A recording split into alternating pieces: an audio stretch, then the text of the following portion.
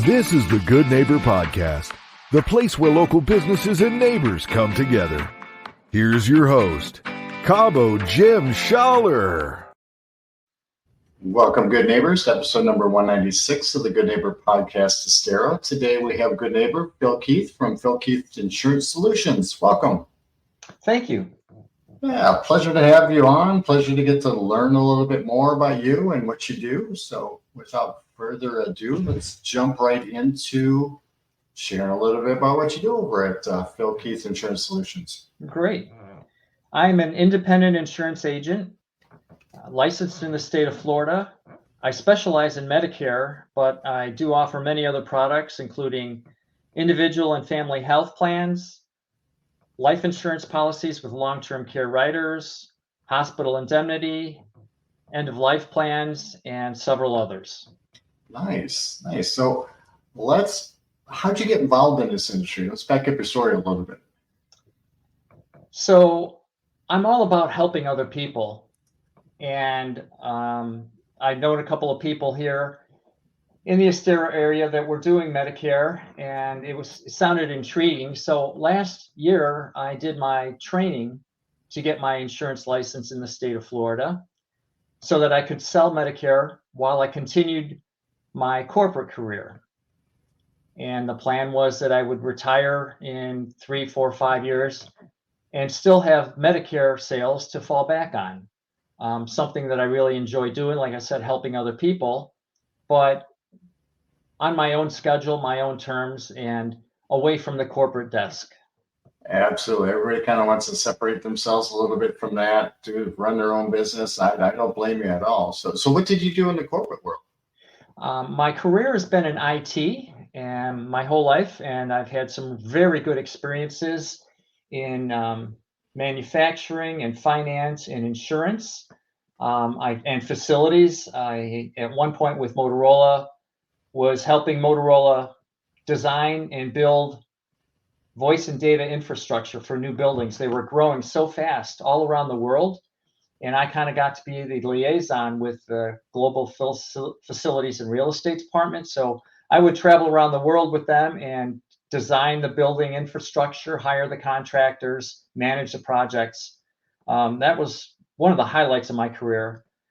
And then I've had some very good experiences with other companies as well, but it's all been IT related in either project management, program management, or leadership positions. Very nice. So from your phone number, I can tell you you're from Chicago with the 847. Did you work at Schaumburg with Motorola? Is that where you were working? Indeed. So Schaumburg was the mothership, yes. And we had buildings throughout Illinois, Libertyville and Harvard, and many others that I helped to set up. Wow, that's great. Good Midwestern people. That's what it's all about. There you go. So let's take that a little bit further. What brought you down to Southwest Florida? I was working in Illinois for Capital One, and they closed up shop in their Elk Grove, Illinois facility. And all the employees there were getting laid off. I was extremely fortunate in that my management gave me the opportunity to stay with the company and relocate. So my options were their 2 main campuses, one in Texas and one in Richmond, Virginia.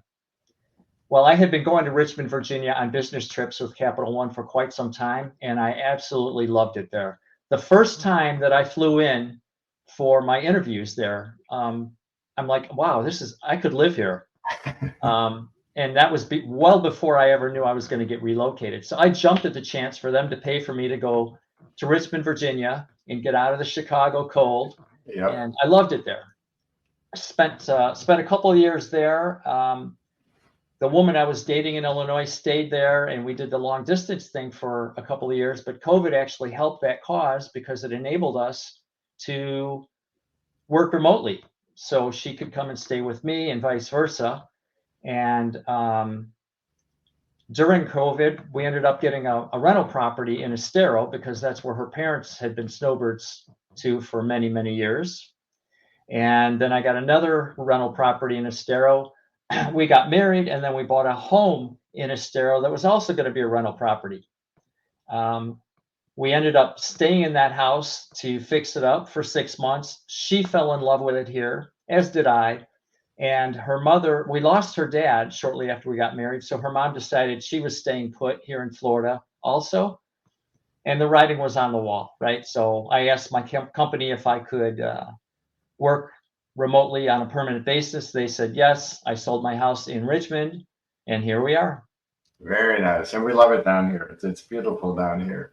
So there's a lot going on there. Transitioning careers into what you're doing now and moving to different states. We all have some type of challenge or obstacle along our journey. Is there something that maybe happened along your journey that we can look back at and say, you know what, not necessarily happy I went through it, but maybe I'm in a better place now because of going through it? Yeah, Jim, everybody's had their ups and downs, and I'm a firm believer in, what doesn't kill you makes you a stronger person. I'm all about gratitude too. In high school in Chicago, growing up, I survived an incident where if not for the grace of God, I would have been killed. And so I've always remembered that. That's part of why I always want to give back and help others. But that's always in the back of my mind. It's helped me to live my life with integrity.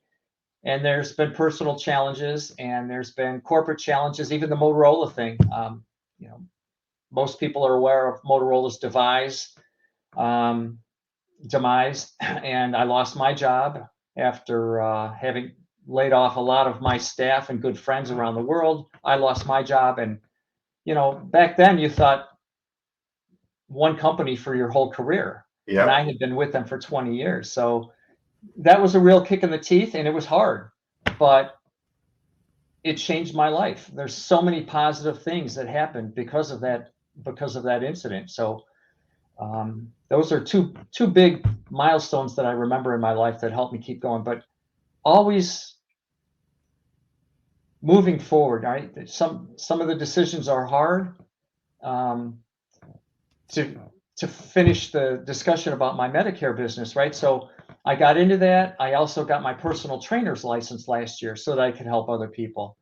And wouldn't you know, my corporate job had a big round of layoffs earlier this year. So now I'm all in with the Medicare, and it happens for a reason. But I was prepared. Fortunately, I did all this training last year, and now I have the opportunity to do what I really love to do, and that is spend time and help people.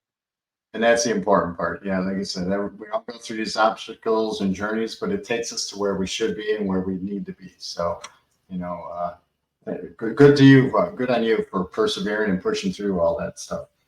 So, surrounding what you do as far as with the insurance side of things, are there any maybe myths or misconceptions that we clear up for our listeners?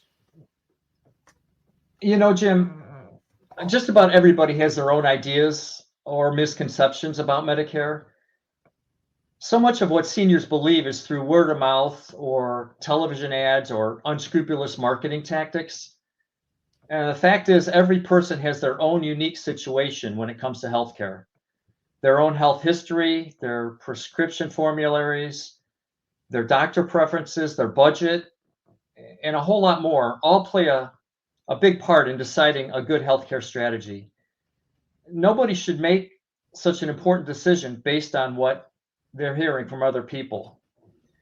You need to make an informed decision after all of those factors I just mentioned are taken into consideration. And it's confusing and it's overwhelming. And that's where an agent like myself can add a lot of value. And there's no fees whatsoever for my services. Yeah, it's especially nowadays, like with technology, but especially with insurance, things are changing. The rules, the laws are changing constantly. So you need somebody like yourself just to walk you through to help understand some of that. And this year in particular is so important. You mentioned the word change. Yes, the policies change, the doctors come and go from networks, the drugs change. You have to stay on top of it. Every senior should be checking their policy at least once a year. It's just like taking care of your car. And so many people just let their policies renew year after year after year without making sure it has the coverage that they need. It's like you had mentioned, it's that preventative maintenance, making sure things are right, things are correct. Absolutely. So I know, it's nice to be able to work remote. Sometimes it can be a little challenging and demanding of your time, but when you do get a moment of free time, what do you enjoy doing outside of work? Well, as mentioned, I do personal training. So I consider myself an introvert, but when I'm helping other people, whether it's sales or personal training, I teach boot camps. I'm a yoga teacher. I teach water aerobics. I'm training to get certification to teach Tai Chi. I love all of those things. To me, that's fun. And then on a more personal level, I love weight training. And I don't know about you, but I'm hooked on this pickleball game. Finally started. Yeah, getting that figured out. I like to work out with my wife as well, and we both love the beach. So either beach time or pool time, and anytime we can get it. Absolutely, never a bad day when you're at the beach. That's for sure. So is there one thing you wish our listeners knew about what you do that they might not be familiar with? So my differentiator, right? There's a lot of agents and other companies that are out there to help with insurance and or Medicare, but I try to live my life with integrity, and that certainly carries into my business and my personal training. So unlike a lot of other agents, I sell products from more than just one insurance carrier. So I'm not pigeonholed. I can offer more creative or more diverse products to better suit the customer's needs. I spend the time necessary. Sometimes some of my customers, I won't even tell you how many hours I spent with them, but in some situations, they're very difficult. You have to, maybe a Medicaid type issue or a special needs plan, things of that nature. So going back to what I said earlier, there's no cookie cutter. Everyone needs an individualized approach. So I take the time to make sure that what I offer is best suited for them. And in many cases, I've spent a lot of time with people, and what they already had was what they needed. It was best for them, and just left them alone to go with what they had. So, and I enjoy the rapport and sometimes the friendships that come out of that.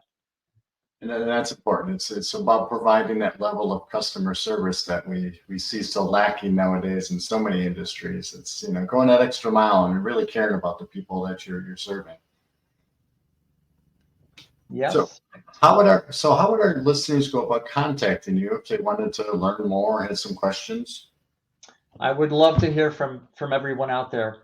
My cell number, and you can call anytime, is 847-772-4436. You can visit my website, philkeithinsurancesolutions.com, or you can email me, phil@philkeithinsurancesolutions.com. Perfect. Phil, it's been a pleasure getting to know you. Thank you for being such a good neighbor, and hope to see you out in the community here soon. And the pickleball courts. Yes, there we go. That's the important part. And the beach. Don't forget the beach. Thanks for the opportunity, Jim. Yes, take care. Thank you for listening to the Good Neighbor Podcast Estero. To nominate your favorite local businesses to be featured on the show, go to gnpestero.com. That's gnpestero.com. Or call 239-296-2621.